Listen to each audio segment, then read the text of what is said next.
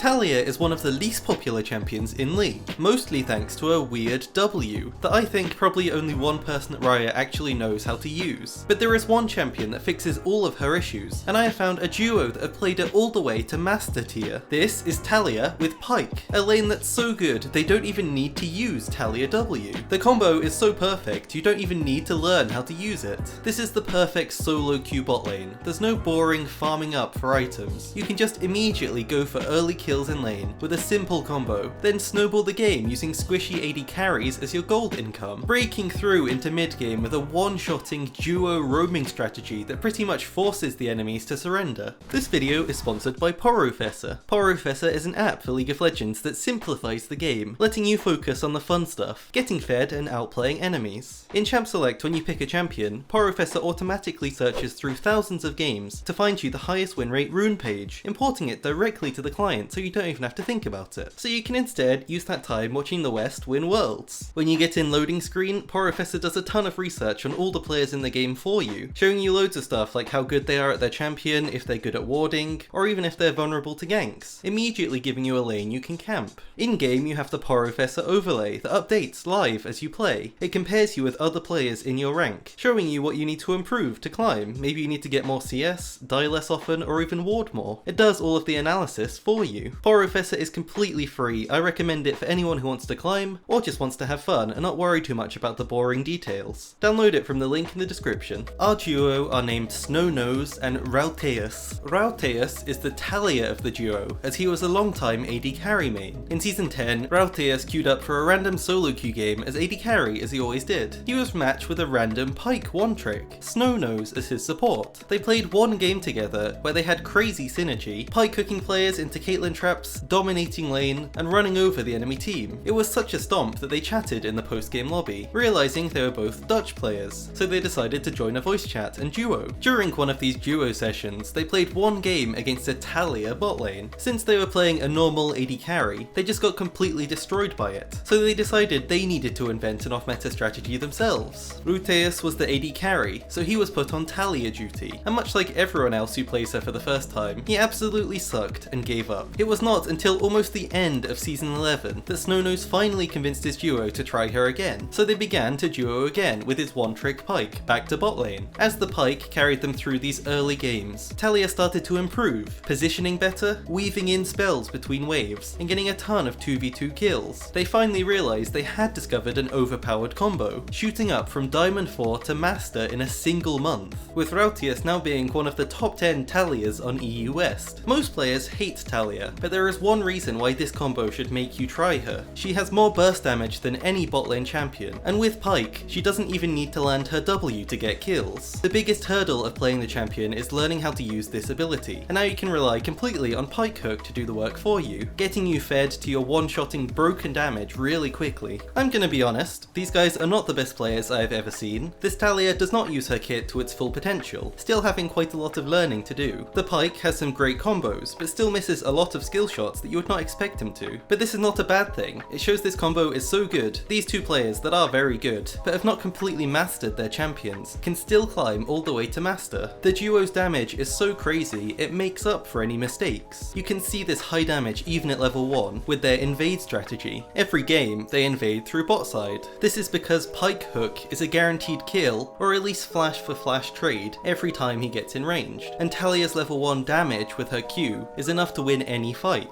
After they leash, or they can look for a level 1 kill, standing in this bush, hooking an enemy in to set up Taliyah for a big Q trade. At level 2 they both take their E's. They slow down the lane waiting for their level 3 power spike. Pyke is really incredible at getting summoner spells early on. If enemies walk out of their wave, he can hook anyone, especially if they're an AD carry who's immobile. If they don't flash it, they die to Taliyah Q. If they're smart and they flash it, then they can no longer dodge your huge combo at level 3. At level 3, Taliyah and Pyke take their W's. They now have a pretty much undodgeable CC one-shot combo. Pyke walks up, uses E, and flashes forward to instantly stun anyone who the ability passes through. This sets up Taliyah for a free knockup and her Q for huge damage. Pyke can also hook enemies and use E as the hook goes off to guarantee a stun with his E, which again Taliyah can use W on for a free knockup. Maybe this combo's too complicated and you still can't land your Taliyah W, so you can simplify it. Taliyah has way too much damage and so does Pyke, so Pyke can also use use E to jump forwards, and just has to land an easy melee range hook. Taliyah can press E, so the hook pulls the enemy into this damage, killing any bot laner. Even if you decided to never use Taliyah W, you'll still win most lanes. This duo can actually kill enemies anywhere in the lane. If the wave is pushed to them, they can freeze the wave and get a kill if enemies walk up. If they want to pressure to get some tower plates, they can push. Then the duo can also dive with Pyke hook. They are continuously looking for these kills, because they have much more damage and a way better CC chain than any other bot lane. Funnily, they don't even really care about CS. Even in winning games, Taliyah averages about 5 CS per minute, which is shockingly low for a Master AD carry. It really shows how much they only focus on going for kills in lane, and also how this is the perfect solo queue strategy to play against meta bot laners who only want to get CS, buy items and scale up. You can deny them ever getting to do that. Unlike most supports, this Pyke does not roam when he plays with this duo. He stays bot lane to protect the Taliyah and keep looking for kills. If the enemy support roams, then they can dive the enemy AD carry. This is until level 6, another huge power spike for the duo. Pyke will now do at least 500 damage with his full combo, and Taliyah does a minimum of 650 damage with her combo. No AD carry at level 6 will have more than 1150 health, so every game they have a huge advantage, which normally means a free kill. And they also have Ignite, so it's a bit of overkill. Here they unlock a new combo. Pyke E into ult behind the enemy gives another instant free stun. If enemies don't flash the Pyke ult when they're on full health, then they're dead once again. And who would ever flash a Pyke ult when you're on full health? After a few kills bot lane, it's pretty common to see Pyke solo killing enemies even without his ult. This bot lane snowballs super fast thanks to Pyke's ultimate, massively increasing the gold income the duo gets from every kill. If you get ahead on this bot lane, you'll be unbeatable, getting ridiculous damage early on. And Taliyah bot lane is special. Normal AD carries, even when they have a few kills, still don't have the tools to make big plays and push their advantage. But Taliyah can set up plays all around the map with her wall ride and her ultimate, and that is the exact reason you should give it a try. So after winning bot lane, they move to other parts of the map together, using their high damage to roam together and kill enemies. There is a term that pro players use, called overloading one side of the map. This involves teams sending lots of players to one area so that enemies have no chance of countering the play. This overloading happens every game for our duo. When they win bot lane, they immediately overload mid lane with pressure. They have a big gold advantage, so they join their mid laner and can look for kills and tower. Here, Taliyah Wall is so good at roaming and cutting off escapes. If Pyke is fighting anywhere on the map, Taliyah can wall over to him and join it to turn it around. If you're roaming to a lane, then the wall is incredible at trapping enemies in a choke point so that Pyke can CC them. By mid game, if their game plan has worked, they should have at least a 5,000 gold lead, but will now be in full control of the game. But what about in games where their laning phase doesn't go to plan? In games like this one, the duo took a couple of bad fights bot lane, leading to them being behind, while their top, mid and jungle also lost. It should be an easy surrender, right? Well, no. Instead, the duo keep playing with one goal in mind, moving around the map, overloading every lane they go to. So they go mid lane, and 3-man catch the enemy support. To top lane, 4v1 the enemy top laner. And they keep doing this until they can contest an objective. Even when behind, like in this game, both players can solo carry a fight, thanks to their kits. Pyke with his ultimate resets manages to finish off priority targets, with Taliyah staying alive, positioning well, and giving her team just enough damage to get an ace and come back. Teamfighting with this duo is not normal. They do not want to take standard fights. Their goal is snowballing bot lane, which leads them into mid game with a huge gold advantage for their team. Pyke makes the calls for where they're going to fight, walking in and looking for a pick with hook. Taliyah waits for his team to land CC, comboing it with his W instead of risking it missing. Against squishy champions, they are instantly dead to Taliyah's damage.